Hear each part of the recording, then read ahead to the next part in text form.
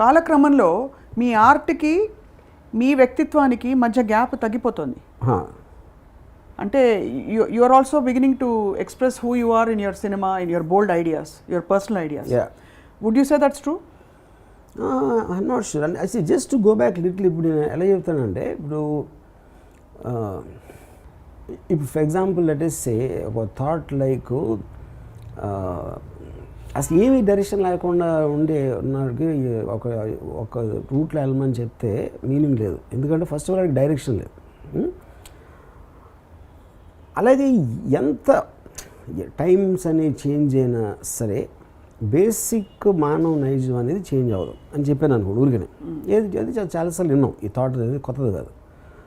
But గాలిబాటు గమనానికి కాలిబాట దేనికి అంటే that is what is called art form.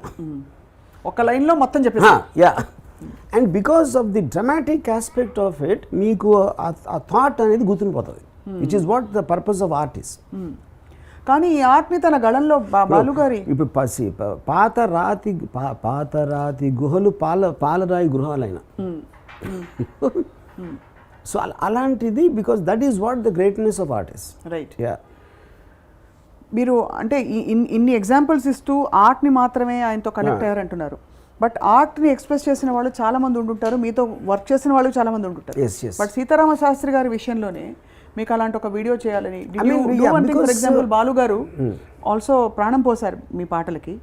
And Balu గారు వెళ్ళిపోయిన పద్ధతి కూడా చాలా shocking for the world. But did you connect or emote as strongly? Honestly did not, because నేను బాలు గారితో అసలు చాలా rare. One is I mean as a playback singer of course I really enjoyed and revered his songs. కానీ ఒకటి నాకు personal touch లేదు. And also by the time ఆయన పోయే టైంకి అసలు నేను ఆ కైండ్ ఆఫ్ ఏ సాంగ్స్ అనేది నా జోన్ నుంచి వెళ్ళిపోయినాయి. I don't listen to songs of that thing anymore, you know.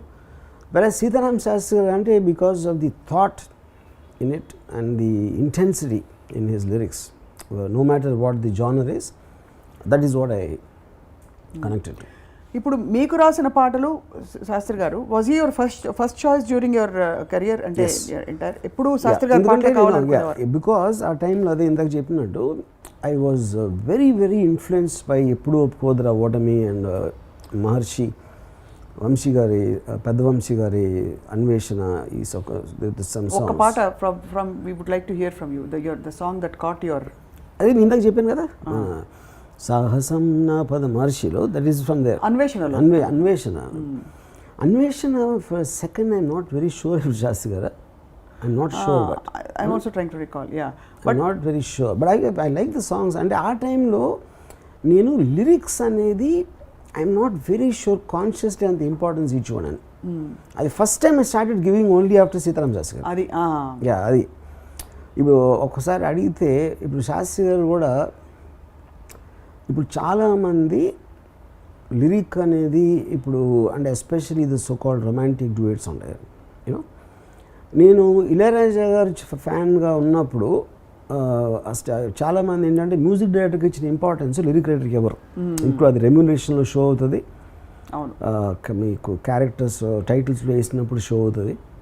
Music is far more. కానీ సీతారాం శాస్త్రి గారి తర్వాతే started realising actually it is the lyric which is giving the tune. Very ordinary tune అది యాక్చువల్గా. ఒక చాలా ఫేమస్ సాంగ్ చెప్తాను అంటే, ఇప్పుడు అదే బల్పం పట్టి బామ్మ ఒళ్ళు ఈ నేర్చుకున్న, ఇందులో lyric I think it is far above the tune. కానీ ఇళయరాజా గారి పేరు మాదాన క్రియేట్ అంతా అక్కడికి వెళ్ళిపోతుంది. చాలా బలపం పట్టి బామ్మ ఒళ్ళు ఈ నేర్చుకున్న, పంతం పట్టి ప్రేమ ఒళ్ళు ఓ వాడుకున్న. వాట్ అంటే it's so what contrast. Shastri garu విధాత తలపున గారు క్లాసిక్స్ రాశారు. Whether it be controversial or not, I find him way above, maybe the greatest writer ever in the industry. I don't believe in Vetur garu, Athre garu, anyone. I mean, I'm not trying to put them down, na opinion. Because I can't think of a single song ఈ మార్షిద్ కానీ లేకపోతే ఎప్పుడు ఒప్పుకోదు ఆ kind of impact దో వేటూరు గారు రాశారు, it's not like I love the song. అది మనిషి బతుకు నటన ఈశ్వరుడి తలపు ఘటన రెంటి నట్ట నడుమ నీకెందుకింత తపన, ఆ కైండ్ ఆఫ్ సాంగ్స్ రాశారు. కానీ I don't think in number. ఇప్పుడు ఫర్ ఎగ్జాంపుల్ ఓన్లీ మీరు శివ తీసుకోండి, ఆనందో బ్రహ్మ గోవిందో హార్, ఇది వేటూరు గారు. Kiss me hello my dear wrong, అది ఒకటి వర్డ్ ప్లే అంతే అంతే. యూనో వెరాజ్ ఈయన రాసేది బొటనీ పాఠం ఉంది మేటని, అదొకటి చాలు శ్రీవారు వేడ కాదు. సో ఈ కైండ్ ఆఫ్ ఏ థింగ్ అక్కడే మీకు తెలిసిపోతుంది. నాకు వేటూరు గారు రాసిన 3 పాటలు ఎవరికి గుర్తుండవు శివలో కూడా, అంత పెద్ద హిట్ సినిమాలో కూడా. సో ఆబ్వియస్లీ మీకు శాస్త్రి గారికి ఏదో ఒక ఇది కుదిరిపోయింది, వేవ్ లెంగ్త్. బట్ తర్వాత ఆయన మీ సినిమాలో రాయకపోవడానికి ఏమైనా కారణం? ఇదే రీజన్ ఒకటి. I mean I was not, అంటే అంత టైం ఆయనతో స్పెండ్ చేయడానికి నాకు టైం లేకుండా పోయింది. నేను ఇంకా ఎక్కువ బాంబేలో ఉంటాం కానీ ఇలాంటివన్నీ. సో అదొక ఆస్పెక్ట్. రెండో ఆస్పెక్ట్ ఇందాక చెప్పినట్టు I couldn't take his anger anymore. అది మీకు ఎలా ఎఫెక్ట్ అయ్యేది అంటే ఆయన కాన్వర్సేషన్? అంటే కాన్వర్సేషన్ ఇప్పుడు ఆయన కలిసి ఏదైనా వర్క్ చేద్దాం అనుకున్నప్పుడు ఆయనతో కూర్చుంటే what he expresses about things and all that I use to find it very juvenile. Isn't it dichotomy అంటే ఒక ఇవాల్వ్డ్ స్టేట్ ఆఫ్, అది కూడా అందుకని అంటున్నాను. ఇప్పుడు ఆయన సాంగ్స్లో మీకు ఇప్పుడు I became a very objective philosopher. Okay, ఆయన వెరీ సబ్జెక్టివ్ అంటే he is very radical in terms of his what he expresses and all that, where I love the art. I don't agree with the underlying ideology thought. కానీ అలా చూస్తే ఐన్ రాండ్ కి మీరు శాస్త్రి గారికి parallel వేశారు కదా. So you think Ayn Rand also was a subjective philosopher? She was subjective extremely. So from that perspective అంటే ఇప్పుడు ఏదో ఆవ్యాసంలా మొత్తం మీ మీదకే తీసుకొస్తున్నా అనుకోకండి దయచేసి. But for a moment would you say that you have evolved and grown from Ayn Rand? See, evolved is a very relative word. అంటే ఎవరి దృష్టిలో evolved అని, ఎందుకంటే ఈచ్ పర్సన్కి తనకున్న what works for that person will be different. I would say change. Evolved is not the, అంటే evolved అంటే వినటానికి ఏదో నేను పెరిగినట్టు అనిపిస్తుంది. I think I change my route.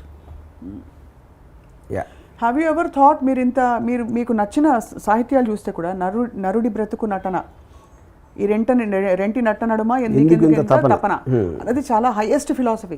అది ఎక్కడో అన్నమాచార్య కీర్తనలో కనిపిస్తుంది, నానాటి బ్రతుకు నాటకము కానక కన్నది, అంటే ఇదెంత ఇది నాటకం అని చెప్పి. Do you actually relate with those lines or మీకు ఆ వర్డ్ ప్లే నచ్చిందండి? Word play.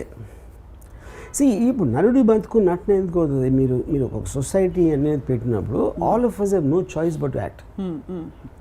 వీళ్ళు ఏమనుకుంటారు, వాళ్ళు ఏమనుకుంటారు, మీరు మీ ఫాదర్ దగ్గర ఒకలాగా ఉంటారు, మీ పిల్లల దగ్గర ఒకలాగా ఉంటారు, ఫ్రెండ్ దగ్గర ఇంకోలా ఉంటారు, పిల్లల దగ్గర ఇంకోలా ఉంటారు. So all of this we have to do it. We have no choice in human interaction in the society. ఈశ్వరుడి తలుపు ఘటన అంటే ఆటోమేటిక్గా దాని అన్ఎక్స్పెక్టెడ్ థింగ్స్ జరుగుతాయి which are not in your control.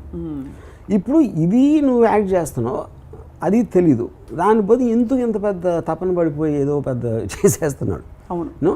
But my point is, తపన అనేది లేకపోతే ప్యాషన్ అనేది లేదు. ప్యాషన్ అనేది లేకపోతే మీకు మోటివేషన్ ఉండదు. మోటివేషన్ అనేది లేకపోతే you will become like a lazy person and not do anything. Attached detachment ఉండాలి, అంతేగా? డిటాచ్డ్ అటాచ్మెంట్ ఉండాలి. అంటే you should create your own world. ఇది మీరు చెప్తున్నది అతి హైయెస్ట్ ఫిలాసఫీ అన్న విషయం మీరు గ్రహిస్తూనే ఉంటుంటారని ఆశిస్తున్నాం. కాబట్టి మీరు ఇప్పుడు బాబాజీ స్వామీజీ లాగా అయిపోతారు వెరీ సూన్ మా అందరికీ. అతి highest I don't think is right word. Because ఇప్పుడు నీష్ ఏమన్నాడంటే, this tree stands lonely here on the hills and he's grown up so much that there is no one to listen. ఎందుకంటే మీరు అంత హైట్కి ఎదిగిపోతే చెప్పేది ఎవరికి వినపడదు అక్కడ. అప్పుడు అలాంటప్పుడు హైట్ కాదు అది. అందుకని so the point is, when you are talking you need to communicate. Expressing yourself is not the point, communicating is the point. You know, but I might choose not to express, or I will say it. ఇప్పుడు శాస్త్రి గారు తను చెప్పేది అవతలోడు వినాలి, అర్థం చేసుకోవాలి అని కోరుకుంటారు. అందుకని నేను కోపం వస్తుంది రాకపోతే. నేను అసలు అవతలోడు అర్థం చేసుకుంటే ఆశ్చర్యపోతాను నేను. ఏదో విపత్కరం జరిగిపోతుందన్న ఫీలింగ్ వస్తుంది నాకు అవతల అర్థం చేసుకుంటే ఈ అర్థం చేసుకుంటే. ఎందుకంటే మెంట్ నాట్ టు అండర్స్టాండ్. ఇప్పుడు చాలామంది రామ్యూజియం గురించి ఎయిర్పోర్ట్లో అక్కడక్కడ కలుస్తుంటున్నాను. And but I'm not very sure. దాన్ని అది అనొచ్చు, అది చూడొచ్చు, దాన్ని ఇన్ఫ్లుయెన్స్ చేస్తుంది అనొచ్చు, కానీ but I'm not very sure. ఎందుకంటే ఇప్పుడు అది ఆల్మోస్ట్ బాబాలకు రీచ్ అవుతుంది. నేను వేరేది మాట్లాడతాను, నేను నాకు గడ్డం లేదు, నేను ఏదో కాషాయ వస్త్రం వేసుకోను. వీళ్ళు ఇప్పుడు కానీ if you are listening to somebody, right, yeah, see the point is if you are following someone, that itself is contradicting my philosophy. Ramuism and enti, it is my thoughts. Thank you very much. You hear or not, yeah. So the moment if you are listening and accepting, that actually is defeating the purpose of Ramuism. Right. Yeah. But okay, we'll not go into the, because we'll probably deviate, but దానికంటే కూడా higher state actually, if you see, you may sometimes listen, you may sometimes not listen. Yeah. That possibility is also there కదా. Well, possible లేదు, I'm not grossly generalizing the whole thing, but it is, అంటే ఇప్పుడు చాలా, ఇప్పుడు for example నా cousin ఒకడు ఉన్నాడు, అతను I know him for 40 years maybe, you know. So that guy వచ్చే జన్మదైనా నీలాగా బతుకుతా అంటాడు. ఇది 40 years నుంచి ఇని. అది ఎందుకు కారణం అంటే he might think it is right what I am saying, but he doesn't have the will or the courage or the motivation to implement it. నేను ఇంప్లిమెంట్ చేస్తాను. యా. సో ఇప్పుడు రియలైజ్ కాంతి నెక్స్ట్ జన్మలో ఏమవుతారనే ఒక ఆలోచన అయితే వస్తుంది. యా. ఇప్పుడు రామ్యూయిజం నిజంగా ఆడికి అర్థమైంది నేను ఎప్పుడు అనుకుంటానంటే, ఆడ ఫస్ట్ ఫ్యామిలీని, దేవుడిని, సమాజాన్ని వదిలేయాలి. Only then that for me is the thing. అది భలే చెప్తారండి అంటే ఇదే ఎంటర్టైన్ చేస్తున్నాను నేను. యా, ఈ మూడు వదిలేస్తే then will think you understand. So మీరు అలా వినిపించుకోకపోతే మీరు మాత్రం కోపం తెచ్చుకోరు. ఏది అంటే ఎవరైనా మీ థియరీ, మీ ఇజం మీరు చెప్పే విషయం లేదు. ఎందుకంటే శాస్త్రి గారు కేసులో he would also get affected that అని మీ అబ్జర్వేషన్. అది నేను చాలాసార్లు చెప్పడానికి ట్రై చేశాను అది. బట్ ద పాయింట్ ఈజ్, మీకు ఇప్పుడు ఏమవుతుందంటే, ఒక పర్టికులర్ టైంలో మీ లైఫ్లో మీకు ఎక్కడి నుంచో మీరు బ్లాంక్గా పుడతారు. బ్లాంక్గా పుట్టిన తర్వాత మీకున్న భావాలు కానీ, బిలీఫ్స్ కానీ, లేకపోతే నాలెడ్జ్ కానీ ఎక్కడెక్కడి నుంచో వస్తాయి. మీ పేరెంట్స్, టీచర్స్, వాళ్ళది. ఒక పర్టికులర్ టైంలో దాన్ని మనం గేట్ వేసేస్తాం. అప్పుడు నేను అనేది వస్తుంది. నాకు ఇది ఇష్టం లేదు, నాకు కర్ణాటక సంగీతం ఇష్టం, నాకు ఫలానా అతను అంటే ఎవరో ఇష్టం. ఇవన్నీ నాకు అనేది ఎక్కడి నుంచి వస్తుంది? You just condense himself and put a gate. నేనేమో గేట్ అయినా అసలు. So I have free flow of information constantly. అప్పుడు నేను ఒక దాన్ని పట్టుకొని ఇదే తప్పు, ఇదే రైట్ అని నేను చెప్పను. ప్రపంచం సో అంతా అదే. And I will keep changing as per the new information and new perceptions I get from my self. బేసిక్గా మిమ్మల్ని మీరు సీరియస్గా తీసుకోరు. Correct, perfect. అప్పుడు నేను అనేది లేదు నాకు. ఇది అప్పుడు అదేమవుతుంది, ఇప్పుడు శాస్త్రి గారు అంటే దాంట్లో అది ఎంత గట్టిగా ఉంటుందంటే, నేను నమ్మింది ఇది కరెక్టు. అప్పుడు మీకు కంటిన్యూస్గా కాన్ఫ్లిక్ట్ ఉంటుంది. కాన్ఫ్లిక్ట్ అనేది ఎప్పుడు వస్తుంది ప్రపంచంలో? మీరు మీ బిలీఫ్ సిస్టమ్ని డిఫెండ్ చేసినప్పుడు వస్తుంది. పోరాటం లేదు. అంతేనా? అంతే, పోరాటం లేదు. అది మీరు అన్నది అబ్సల్యూట్లీ రైట్. బట్ అదే కదా మనకి డిఫైన్ చేసేది our connection to the world. మన వ్యక్తిత్వం అనే ఒక ఇది పర్సనాలిటీ, అది అవసరం కదా మనకు. ఐడియాలజీ అవసరం అనేది నన్ను చాలామందికి అవసరం. ఎందుకంటే అది లేకపోతే వాళ్ళు ఫీల్ అవ్వరు. నేను అది లేకుండా ఫీల్ అవుతాను. So I don't feel exist also. ఇప్పుడు నేను ఎప్పుడు డెత్ గురించి అంత క్యాజువల్ ఎందుకు తీసుకున్నానంటే, I don't take my life seriously. ఇప్పుడు the whole point is whether you are there or not there, it doesn't make a difference to anybody, including yourself. So then what could have triggered the video you did on Shastri garu? Same thing, like ఆయన పాటలు రాసినట్టే మీరు నా art భావ ప్రకటన, అంతేనా? భావ ప్రకటన, స్వేచ్ఛ, అంతే, రైట్.